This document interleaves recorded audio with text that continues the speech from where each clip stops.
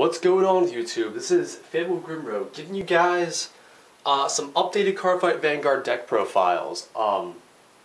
I am finally getting stuff done for the Legion format for like the month left that we're gonna have it. So this is all stuff that's based off of season 4 of the anime. That we're actually not even getting dubbed in America because Bushiroad wants to push Vanguard G, but today I want to give you guys the Shadow Paladin Witch deck profile used by Rati in the anime. Probably one of the few highlights of season 4 because that season was pretty terrible in my opinion. But this is a really fun deck. Definitely takes a little bit of a different approach to how Shadow Paladins usually work with Revengers and Phantom Blaster, that kind of stuff. So something different, definitely a fun deck. As far as things goes, and have a really unique strategy of instead of like retiring like how stuff like Revengers do, they sacrifice. They don't sacrifice monsters, but they replace them with Gray Zero, so it's kind of like turning into a frog or something like that, whatever the lore actually gives. So let me give you guys the deck rundown here. Your starter is Creeping Dark Goat. Probably still the best Shadow Paladin generic starter outside of things like Judge Bow and stuff like that. The Witch starter isn't that great, and in this deck where you want to Legion about every turn, you want to get to your grade 3s as soon as possible. Trigger lineup.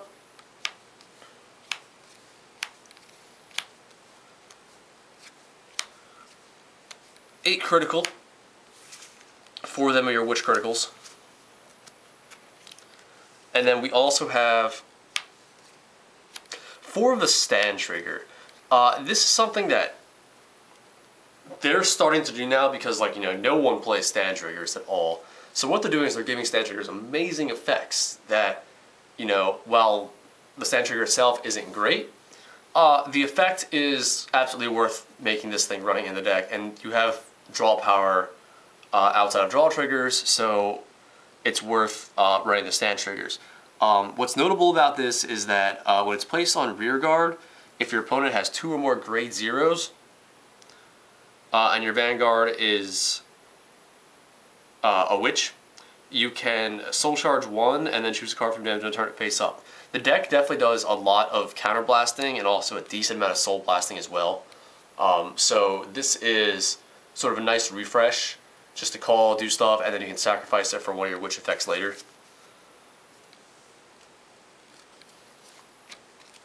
And 4 heal. Witch heals. On a grade 1s, I have 3 Perfect Guards.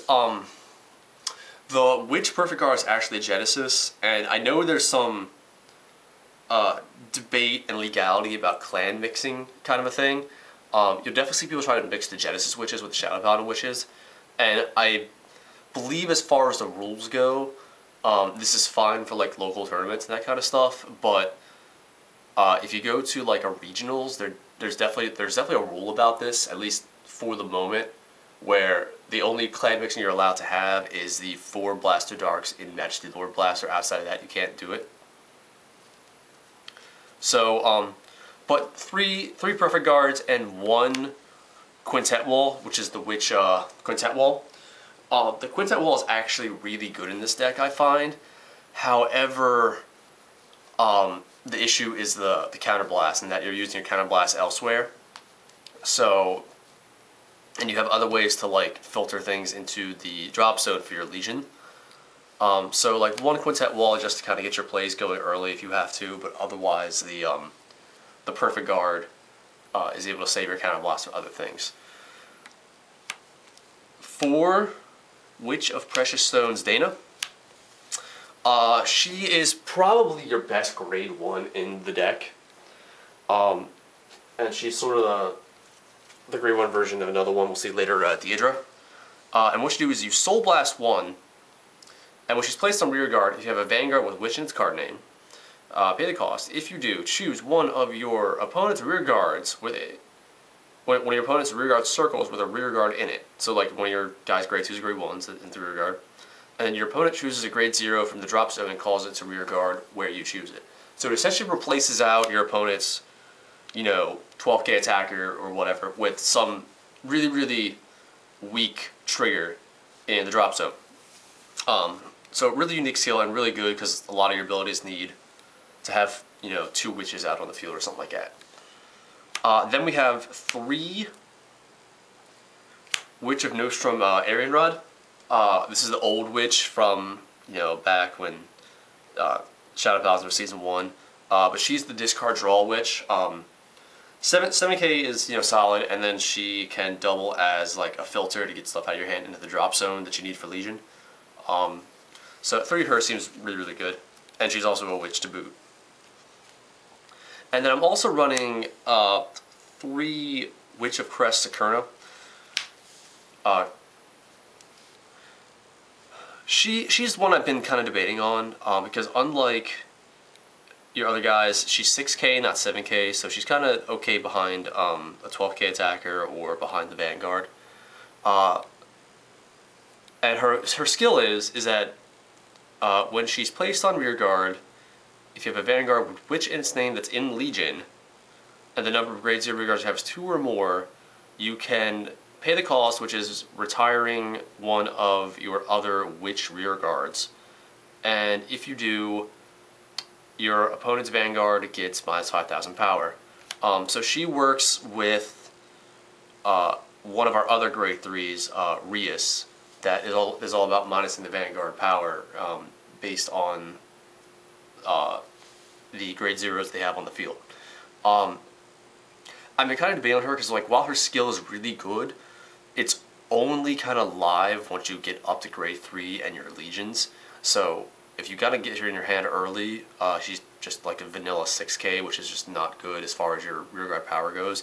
I had the 10k attackers in here, and I actually pretty like them because they get you some rather nice early pressure early on because the deck, because you're playing a bunch of really weak guys sometimes, you're not going to be able to get the consistent power lines that other decks can make. And it kind of makes up for it in minusing your opponent's Vanguard power and attacking capability, but then your attacking capability is kind of hindered as well.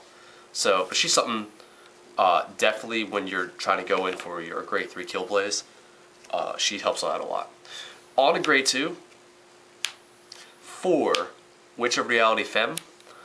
She is the clan's 12k attacker for Shadow Paladin Witches, and also the mate for our main card Fianna.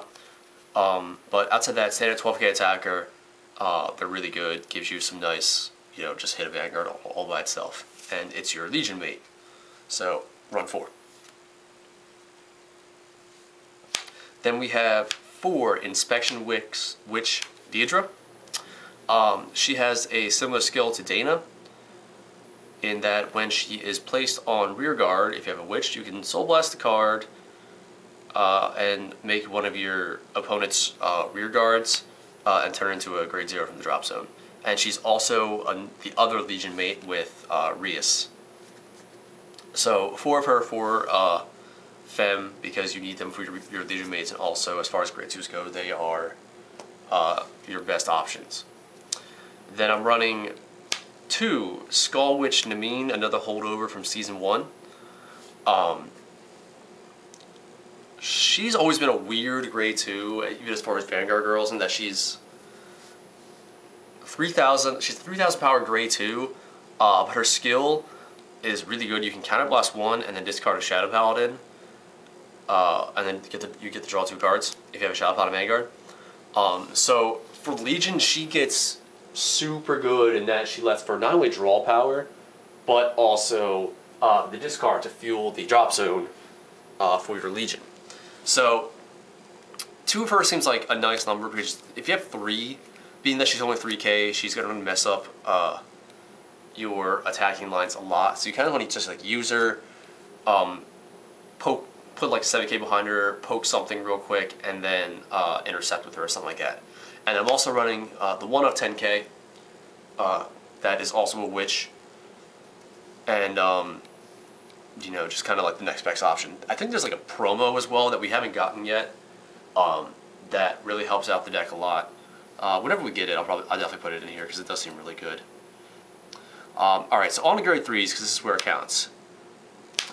4, Mesmerizing Witch, Fianna. She is pretty much like the main unit in the deck, and also the one that you want to ride first, as she's kind of like the do everything and gets your opponent's field set up, and you know, she's just really darn good. So let me break down because there's a lot of card text on here. First off, she is a Legion with Witch Reality Femme, who is our 12k attacker. And Legion is, you know, take 4 cards in your drop zone. If your opponent's at grade 3, put them back in the deck, and then search out the card, put it on your Vanguard circle, so you have 2 Vanguards. That's sort of the gimmick behind Legion. So her Legion skill on Vanguard is you get to Counterblast 2. If she's in Legion, choose up to 2 of your opponent's rearguard circles with a rearguard in them. And then your opponent reveals the top 10 cards of her deck and chooses grade 0 is equal to the number of rearguards chosen and calls those triggers to rearguard. So what's really good about her is that she, unlike Dana and Deirdre, who take triggers from the drop zone and call it to rearguard, she takes triggers directly from the deck and calls it to rearguard. And this is really good because it helps thin triggers out of your opponent's deck. So, you know, they call, like, you know, your vanilla critical triggers, and it's like, hey, there's less critical triggers that they're going to drive check.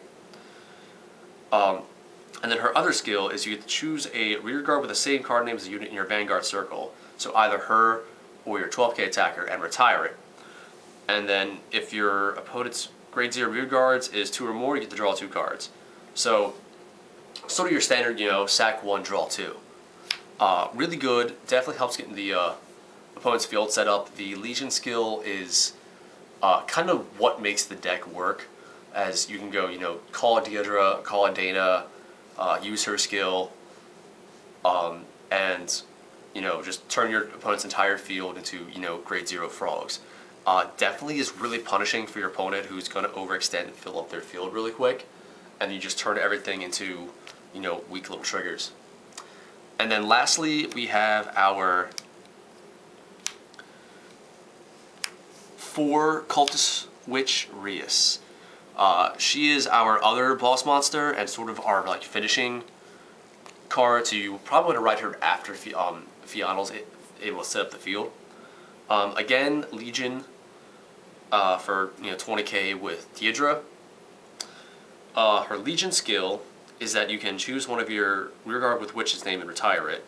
And then if she's in Legion, you can pay the cost, and your opponent's Vanguard gets minus 5,000 power for each of your opponent's grade 0 rearguards until end of turn. This is why you want to have Fianna out first, so that way she can quickly fill up those rearguard circles with grade 0s.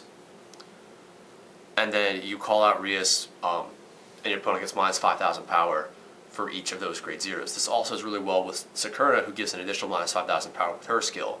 So you can easily get an opponent's, you know, 11k Vanguard into like the negatives really quick. Which, you know, some people don't know that you can have a negative power Vanguard, but yes, your Vanguard's power can go below 0. And then her other skill is a Counterblast 2. Choose your opponent's rearguard, and then reveal the top 5 cards. Choose a grade 0 from them, and then call it to rearguard. So it's a mini Fianna skill that you kind of want to use in the pitch. Fianna skill is a little bit better, although you have to retire for this. It's just Counterblast 2, call 1. So still a really nice way to, like, you know, keep your opponent's field set up with the grade 0s. But outside, because all these decks are, you know, Counterblast 1, Counterblast 2, so there's a lot of counterblasting in there, which is why I don't really run too many of the quintet walls. I still want to keep 1 in there, but this deck, it's really, really fun, especially just to, like, troll your opponent. So a lot of the decks, like, the aggressive stuff, like the Gold Paladins, that kind of stuff, that want to, you know, commit to the field as early as possible and just, like, beat you down with, you know, Aglavale, Superior Calling, that kind of stuff. This deck absolutely punishes those style of decks and makes your opponent have to really, really play around what you're doing.